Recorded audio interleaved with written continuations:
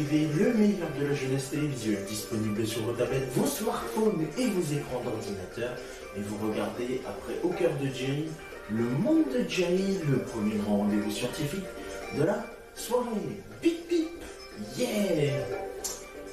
Très heureux de vous retrouver pour la suite. Et si vous voulez nous rejoindre, soyez les bienvenus. Dans quelques instants, nous allons démarrer notre rendez-vous d'expérience. Oui, c'est le 18h chimique. Alors préparez-vous avec vos lunettes de protection et un tablier. Et sinon, toujours une feuille et un stylo. Et c'est parti pour notre rendez-vous jusqu'à 18h30 grand max. Et vous êtes les bienvenus. C'est parti, en route.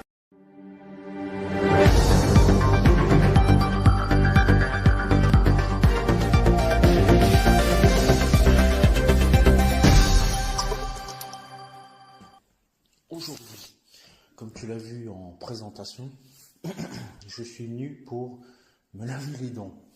Oui, parce que nous allons aujourd'hui parler de dentifrice. Et nous allons réaliser un dentifrice un petit peu hors du commun. Il s'agit du dentifrice d'éléphant. Prépare-toi, j'espère que tu as pris de quoi noter, un crayon et une feuille, parce que voici la recette pour réaliser cette expérience énorme.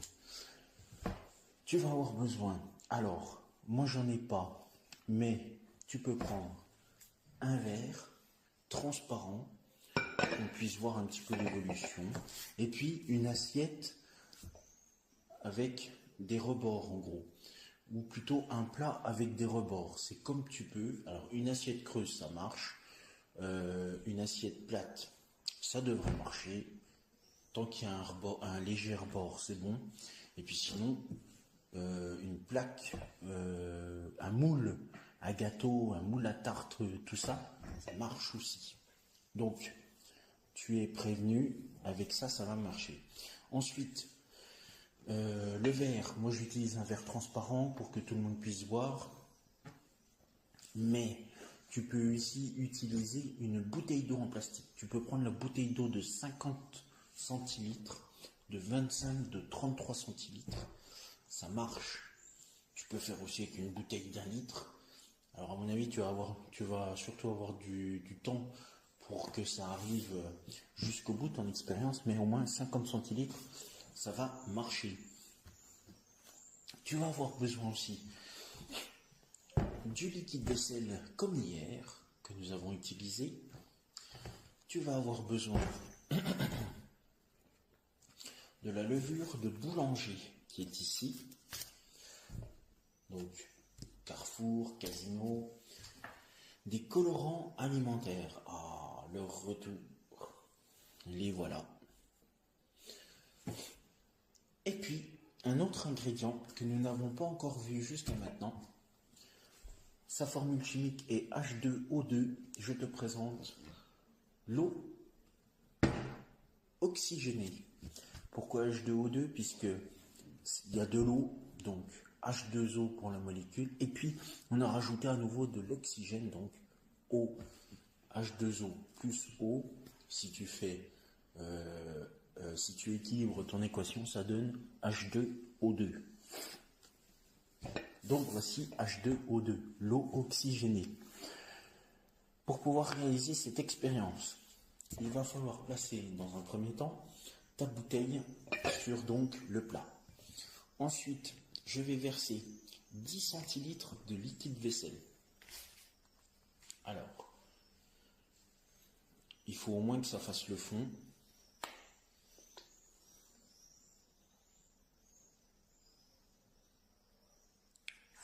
Voilà, allez, on va dire à peu près comme ça.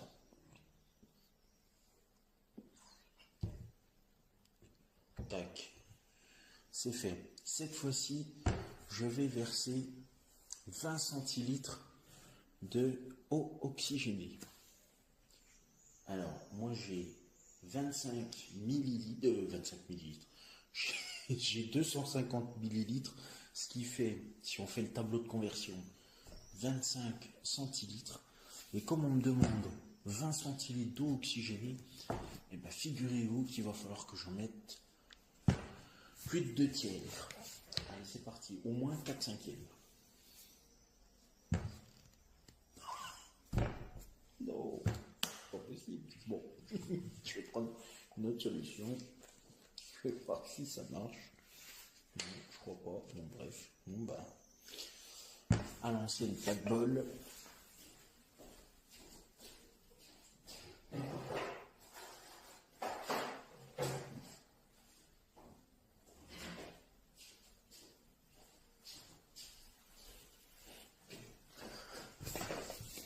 Pas de bol, ce sont les aléas du direct.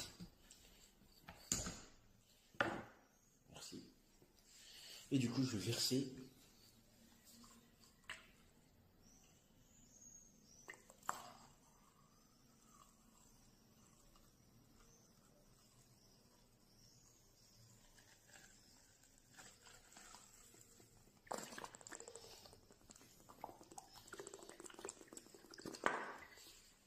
Donc moi déjà mon verre il est pas très bon, hein, vu que j'ai déjà tout ça. Bon, je vais voir si ça va marcher.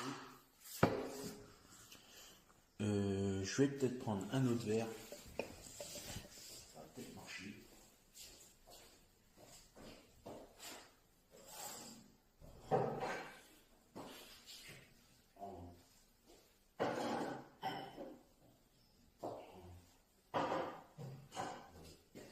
C'est pas grave. Hop.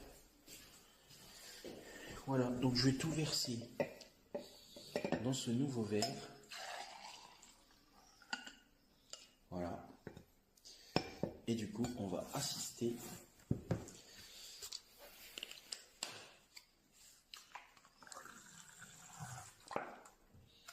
allez, c'est parti. Et enfin, donc quand c'est fait, vous remuez votre solution.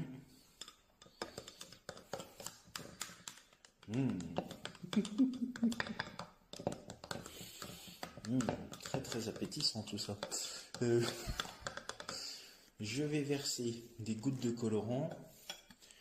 Vous pouvez verser 5 gouttes de colorant. Alors les enfants peuvent choisir la couleur. Vous savez quoi? Je vais économiser les colorants alimentaires. Je vais verser aucun colorant. Comme ça, ce sera formule habituelle. Vous avez peut-être reconnu, regardez, c'est notre verre sur la densité, donc hier, qui évolue au courant de la journée. Et du coup, cette fois-ci, eh bien, on va passer à ceci, c'est la levure de boulanger. Regardez, hop, toc, c'est parti. Et maintenant, donc je verse tout mon sachet de levure de boulanger. Alors, si jamais vous n'avez pas assez de levure de boulanger, dites-vous bien que vous pouvez au moins verser la moitié de la levure de boulanger par enfant, par personne. Hein, voilà.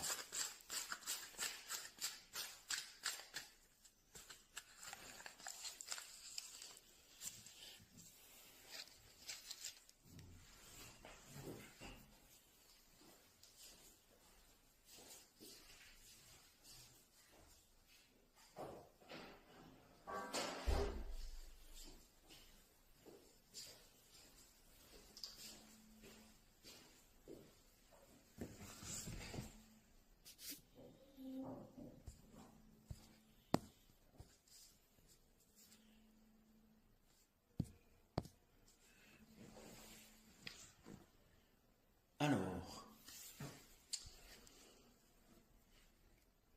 je vais vous donner la définition du dentifrice d'éléphant.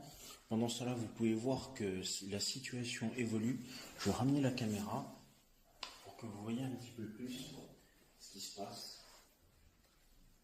Voilà. Alors, un petit décollage. Donc là, vous voyez à ce niveau-là, du coup, que j'ai mon savon, mon liquide vaisselle et puis l'eau oxygénée qui ont été mélangées, H2O2. Et puis au-dessus, j'ai le dentifrice, la levure de boulanger. Et regardez ce qu'on peut voir déjà, c'est qu'il y a une formation. Regardez là, on peut le voir ici, la différence, c'est qu'on a de la mousse qui se forme. Et je vais laisser un petit moment comme ceci, et vous allez voir ce qui va se passer.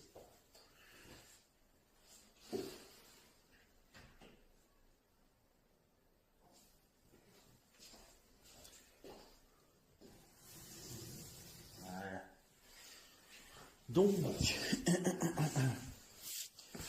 le dentifrice d'éléphant, c'est une substance mousseuse créée par une rapide décomposition du peroxyde d'hydrogène.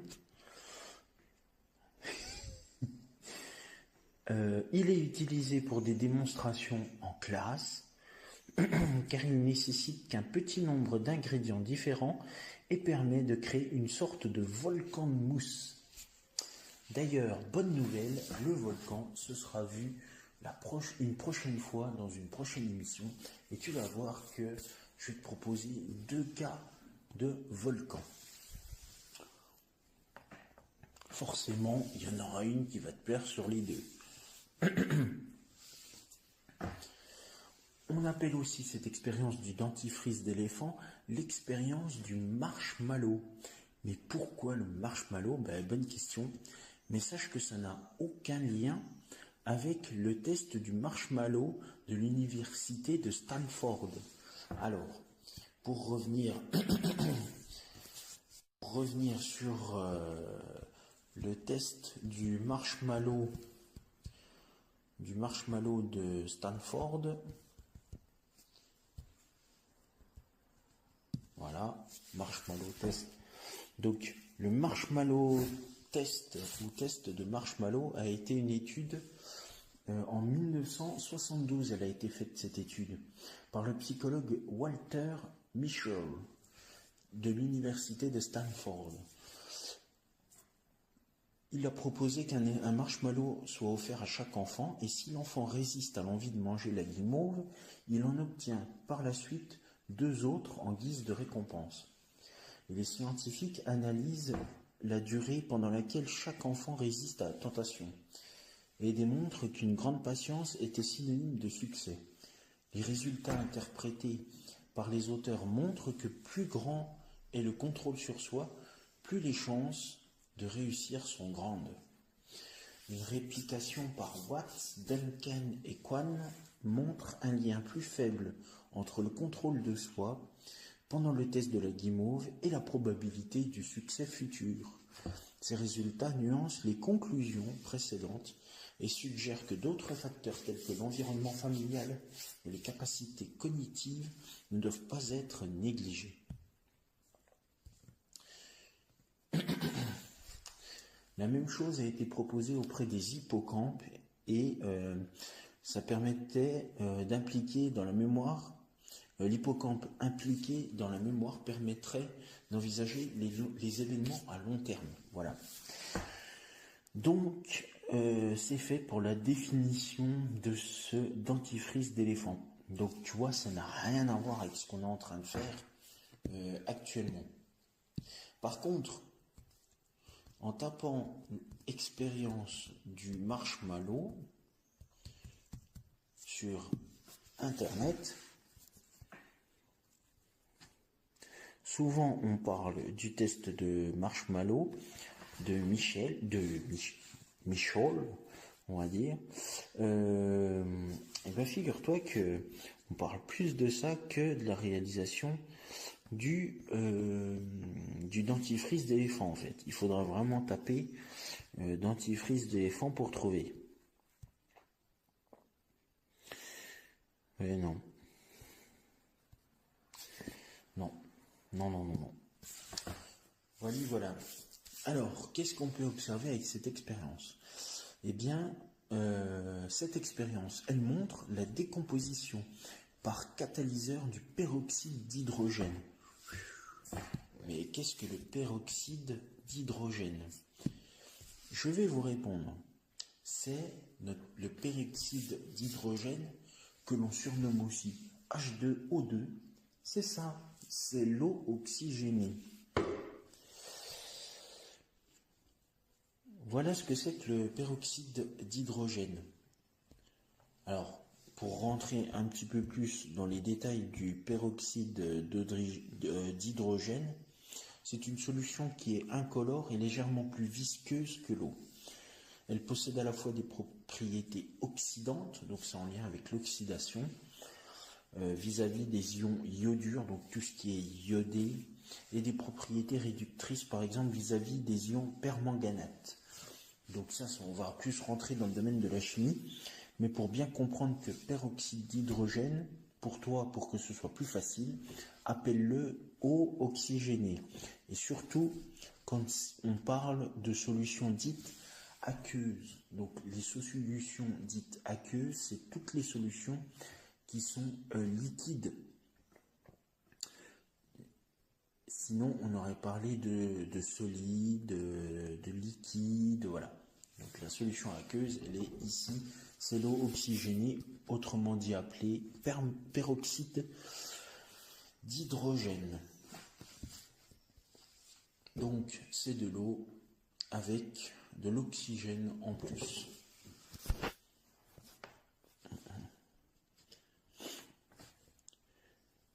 Donc la formule chimique, c'est H2O2, sa masse volumique est de 1,45 g par cm3. La masse molaire, juste pour information, tu sauras en 5e ou en 4e ce que veut dire tous ces mots, notamment la masse molaire.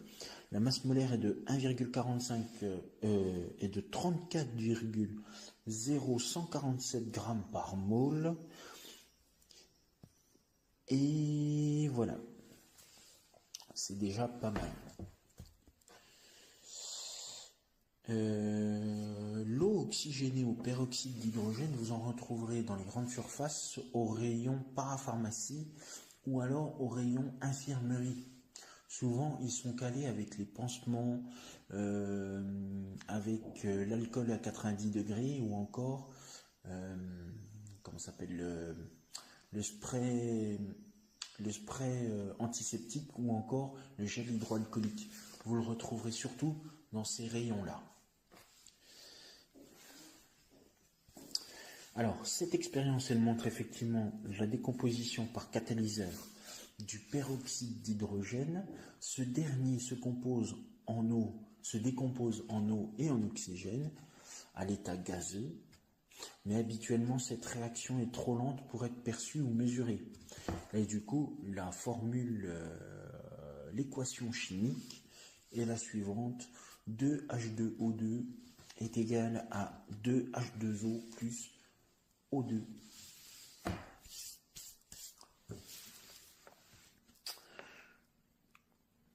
Voilà, et moi je dirais même O, parce que O2 c'est le dioxygène, donc O pour la molécule de l'oxygène, et 2 pour indiquer qu'il y a en fait deux atomes d'oxygène, d'où on dit O2 égale dioxygène.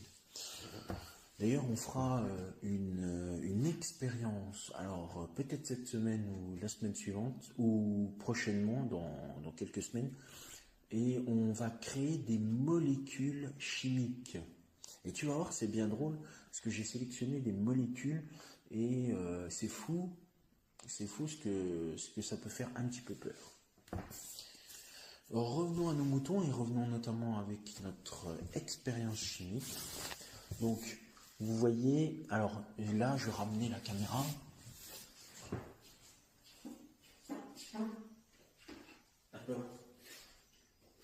Alors, vous voyez, c'est devenu de plus en plus mousseux. On voit de moins en moins la levure de boulanger et c'est mélangé.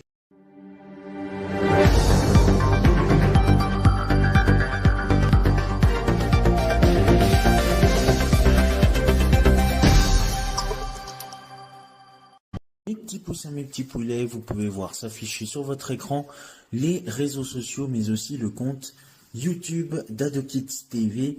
Commentez, likez sur Facebook et Instagram et abonnez-vous à la chaîne YouTube d'AdoKids TV.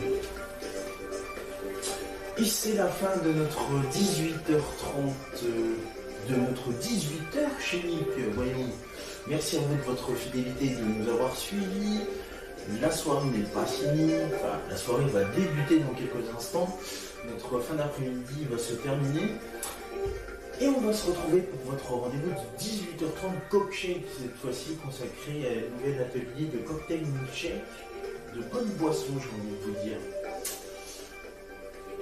Et bien évidemment, après, vous aurez votre rendez-vous du 19h et le 19h30 culinaire. Je Je vous souhaite une excellente fin d'après-midi sur Radio Kids TV. Bon début de soirée cette fois-ci. Et on se retrouve dans quelques secondes. Et sinon, pour le rendez-vous d'expérience, c'est demain. Même lieu, même heure. Merci. Salut.